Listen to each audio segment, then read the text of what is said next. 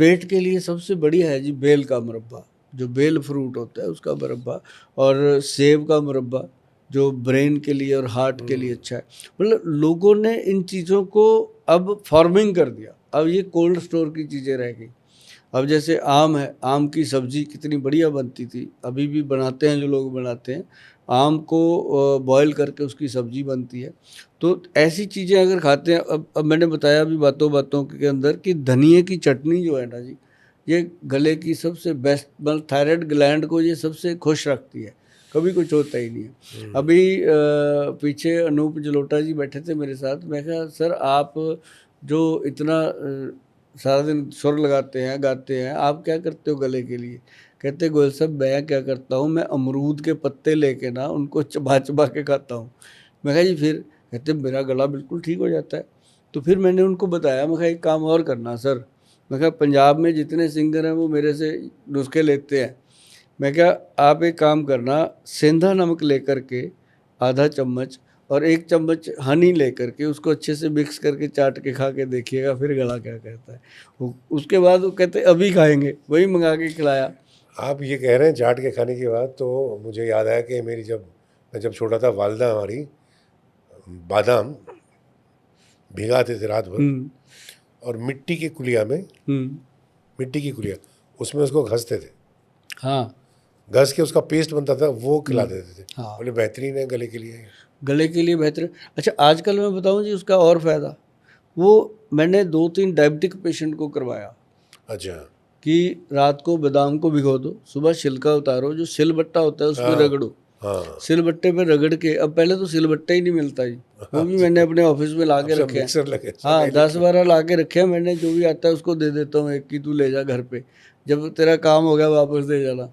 तो वो क्या है जी, सिलबट्टे पे पीस के ना जी, अगर बादाम, अकेला बादाम सिलबट्टे पे पीस के लिया जाए तो शुगर रोग को डाउन कर लेता है, डायबिटीज़ को कंट्रोल कर लेता है और एनर्जी देता है शरीर में। तो ये सारी चीज़ें अभी आज अपनी बात हो रही है, मुझे तो लग रहा है कि आज एक सूरज के आगे हम दीपक जला के बैठे हैं, नहीं क्योंकि नहीं ज्ञान आपको जितना है नहीं वो आज के वैद्य को भी नहीं हो सकता, नहीं नहीं, है ऐसी ना? बात नहीं है। इसीलिए आज मुझे लगा कि आपसे डिस्कस होनी चाहिए।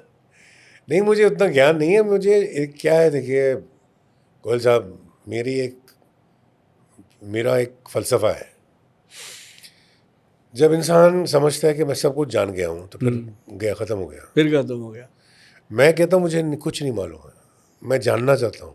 हाँ, ये तो है क्लास तो है। जब आपको ये रहेगा अंदर मादा, मतलब तलाश करने का कि मुझे और सीखना है, क्योंकि ये जो नॉलेज है ये बहुत वसी है, एक किसी के बस की बात नहीं है कि सब समेट लें। तो जितना आप ले सकें, जहाँ से भी मिले वो ले लेना चाहिए। बिल्कुल। और लेने का अगर आप में तलाश रहेगी तो ही आप लेंगे ना, नहीं तो आप नहीं लेंगे। तो बात ये है, और कुछ नहीं। अभी ऐसे ही आपका बड़ापन है, ऐसे एक इंटरव्यू सुना था मैंने अमिताभ बच्चन जी का, वो भी सेम आपकी तरह बोलते थे, कहते मुझे आज भी कुछ नहीं आता, मैं अभी सीख रहा हूँ, मैं क्लास का बच्चा हूँ, कहते फर्स्ट का। तो ऐसे बिल्कुल लोगों सही की जब बात है। बात सुनते हैं ना जी, तो बहुत ज़्यादा लगता है कि हमें तो फिर कुछ भी नहीं आता।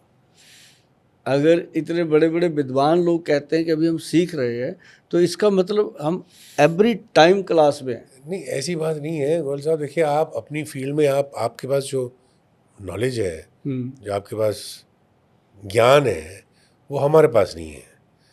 तो हमारी फील्ड में हमारे पास जो ज्ञान है, क्योंकि हमने सफ़र किया हुआ है ना, 40 साल का, जिसमें मैं यहाँ शुरू हुआ, तो यहाँ से शुरू होते होते मैं ऐसे चला, करते करते करते एक पूरा सर्कल है, वापस आया, लेकिन मैं हूँ वहीं पर, लेकिन कुछ और हूँ। तो वो एक जो सफ़र है वो सिखाता है ज़िंदगी का। जैसे आपका अपना सफ़र है, तो सब अपना अपना सफ़र तय करके एक जगह पहुँचते हैं। तो एक ज़िंदगी का जो एक एक्सपीरियंस होता है ना, और चलते चलते सीखते हैं।